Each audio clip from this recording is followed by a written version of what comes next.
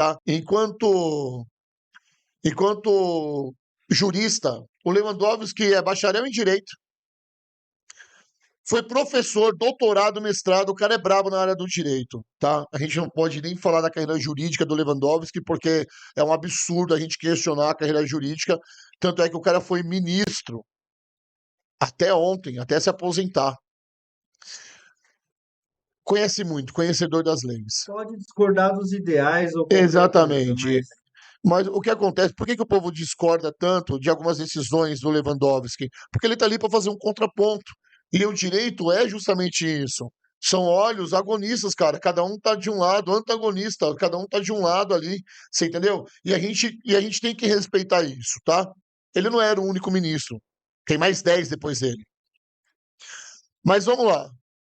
Esse é o lado bom para mim, tá, Kiko? O lado bom é o conhecimento jurídico, o embasamento jurídico que ele tem, tá?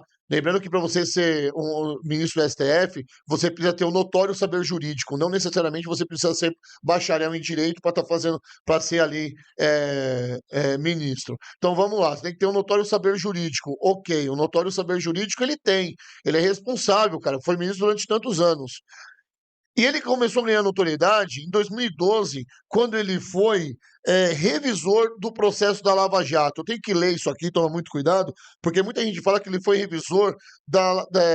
Eu cometi um erro aqui, tá? Que ele foi revisor da Lava Jato. Ele não foi revisor da Lava Jato. Ele foi só revisor do Mensalão, que é um dos processos da Lava Jato.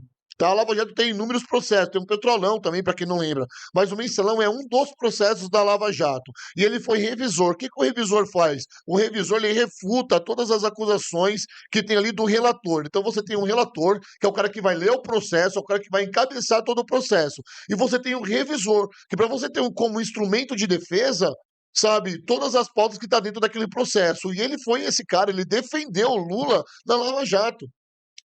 Mais uma vez, cometendo ato falho, porque a gente sempre fala aqui do Lava Jato, cara. Mas também não tá errado se eu falar Lava Jato.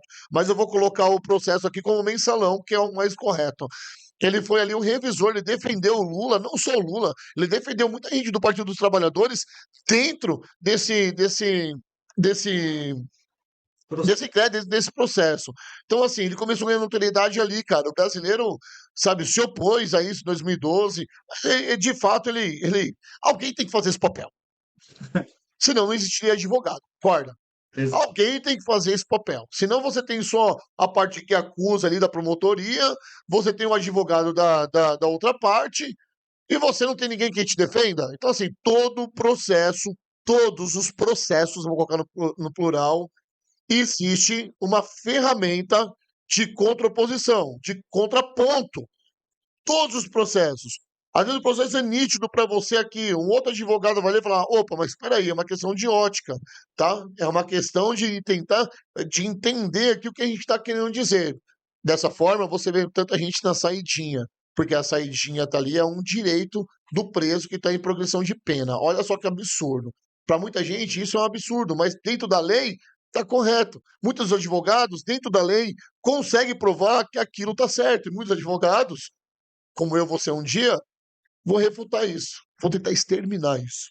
Mas voltando a falar do Lewandowski, o que estranha é o Lula fazer aquele monte de promessa de que ia colocar mulheres em seus ministérios e tendo a oportunidade de fazer uma indicação para o STF quando a Rosa Weber se aposentou e ele não fez. Ele colocou o Zanin, seu advogado. O que está calando a boca de muita gente, inclusive a minha. Porque ele foi voto contra a legalização da maconha. sim. Então, subiu no meu conceito. Ele, como advogado Lula, estava todo mundo pensando. Mas poderia ter indicado uma mulher. Aí o Lewandowski se aposenta. Ele indica quem? Flávio Dino. E aí fica o Ministério vago. A Gleisi Hoffmann cresceu na política. Por quê? Porque agora, né, cara, aquele dia do Lula, braço direito, ia visitar todos os dias na cadeia lá em Curitiba. Não. Ele pega o Lewandowski, que estava aposentado, e indica o Lewandowski para essa pasta. E a Rosa Weber. A Rosa Weber tá chupando o dedo agora porque deve estar na praia agora. Né? Deve estar aposentada lá. Mas quem fica chupando o dedo, na verdade, é a Gleisi Hoffmann. Ó, fica chupando o dedo agora. E cadê as mulheres que o Lula prometeu? No STF, nós só temos a Carmen Lúcia. E nas pastas, ué, cadê? É a ausência de pastas. Nós temos Marielle, desculpa. Nós temos a Marielle era irmã, faleceu, que até hoje ninguém descobriu o motivo, mas eu quero estar vivo ainda para ver os culpados apodrecerem na cadeia, se é que já não estão. Mas muita coisa aconteceu nesse meio. Mas a irmã dela tá lá numa pasta, a Simone Tebet tá em outra, a Sônia Guajajara. A Sônia Guajajara não sei o que tá fazendo nesse Ministério dos Povos Indígenas, sinceramente. Sinceramente, eu não sei. A gente tem a dona Marina Silva, que eu também não sei o que tá fazendo lá. Nem ela sabe. Tem outros ministérios aí, porque são 39, é difícil lembrar o nome de todos assim. Mas tá faltando mulher. E o Lula teve a oportunidade de verdade de colocar uma mulher agora e não colocou. Colocou o Lewandowski, que é o cara que sempre andou lado a lado, que inclusive foi o Lula que colocou lá na época de presidente. O Lula conseguiu colocar ele na época de presidente e agora na aposentadoria coloca ele como ministro. Será, povo brasileiro? Será, senhor Inácio, que a gente não tinha nenhuma outra mulher para colocar aí, cara? Você que lutou tanto, falou tão mal do Bolsonaro porque ele era misógino, né?